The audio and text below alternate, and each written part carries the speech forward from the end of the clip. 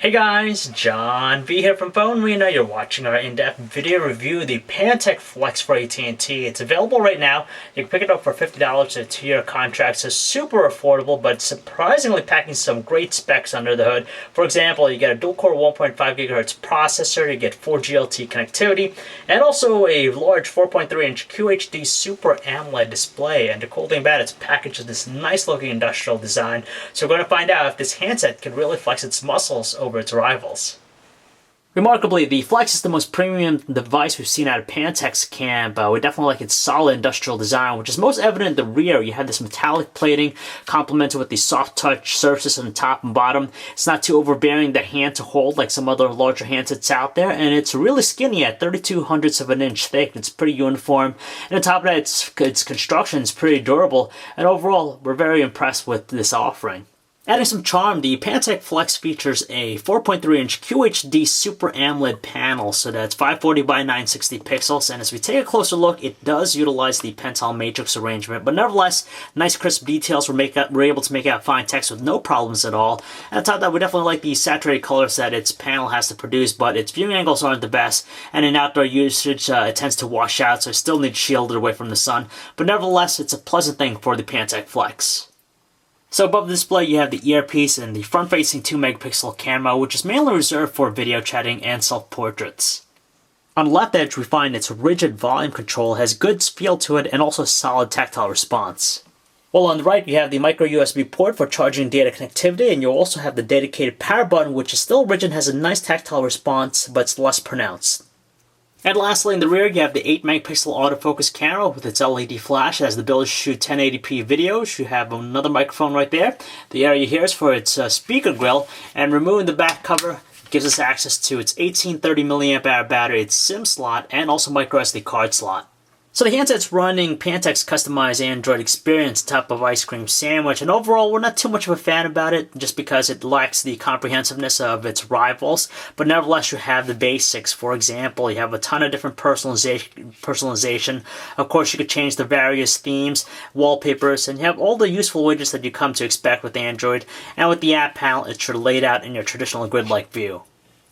However, the one unique thing that we like about the Pantech Flex is that it offers this other mode called the Easy Experience, and it's basically Android for dummies. It really makes the experience very uncomplicated. So you have a large widget right here on the home screen. It's only one home screen. You have the clock, you have your calendar, and of course your weather. Large size icons make it very easy to read. So if you have grandparents, this is something they'll definitely appreciate. And they're not really bombarded with a variety of different things. They have only the specific applications that are probably needed to get them by. And just because it's a Pantech device, don't think for a moment that it's going to get some sort of lame processor. It's not the case here because it's actually powered by a dual-core 1.5 gigahertz Qualcomm Snapdragon processor, and it's coupled with 1 gigabyte of RAM. And honestly, it moves pretty quick. Every now and then we might see some slowdown or delay with its movement, but it still maintains a pretty good amount of responsiveness. So for things like opening up applications, some web browsing, and even to an extent gaming, we're more than happy with its performance. With its 4.3-inch display, of course it's going to be more than ample for typing up messages, though the layout can be a little bit on the cramped side, but you have 3 options available for you. You have the stock ice cream sandwich one, you have the Swift key, and also the swipe keyboard, so any one of them could be suitable for you. And of course it maintains a good amount of responsiveness in keeping up with our rate of input.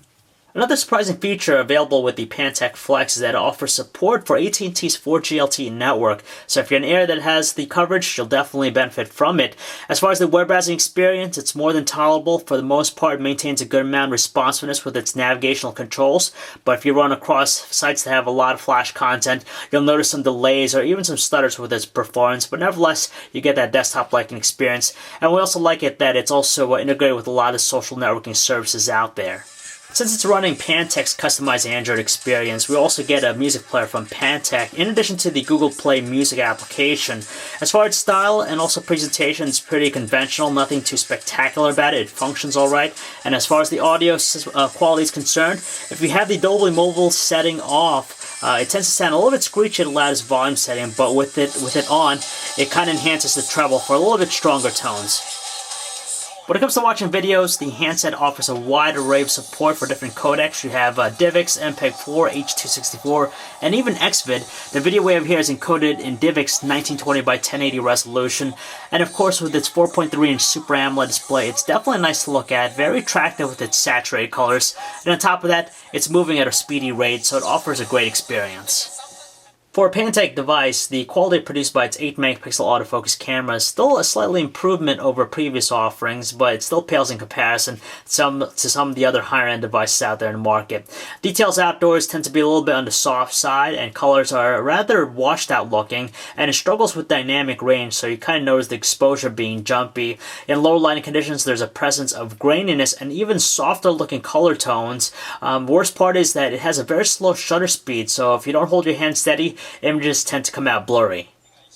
Also, the Flex's 1080p video recording quality is actually a step up from previous smartphones from Pantech and still more than tolerable to accept. It has some very pleasant looking visuals. We like the smooth capture rate it has to offer, the minimum amount of artifacting when you're panning very quickly, though the only thing we notice is just that there's a hint of distortion with its audio recording.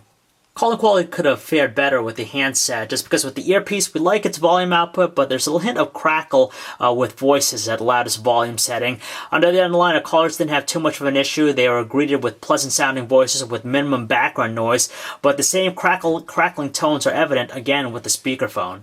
During our time testing out the Pantech Flex, it managed to maintain a consistent connection to the network, pretty steady, with very minimal fluctuation, and we didn't drop any phone calls. Relying on HSP Plus connection instead of LTE, just because it's not available in our area, we're able to get at least a solid day of normal usage on a full charge with its battery, and on days where we were using it heavily, we easily got by through a work shift, so no problem with that. But if you're going to be using on LTE, you can expect those results to drop, and probably still want to charge it every now and then. Seriously, it's really tough to not like the Pantech Flex just because it's priced at $50 for a 2-year contract, very affordable, and by far this is the most premium device we've seen from Pantech's camp, and it's lovable in many ways. Even though it's $50, it's still packing quite a punch in the hardware department, so that's nice. Still needs some fine tweaking with the performance of its camera, and also probably better UI with its customized Android experience, but it has all the basics that you want out of a smartphone, and for $50, again, you can't really beat that. So if you'd like to learn more about the Pantech Flex, guys, you can check out our website, PhoneArena.com. This is John V. Thanks for watching.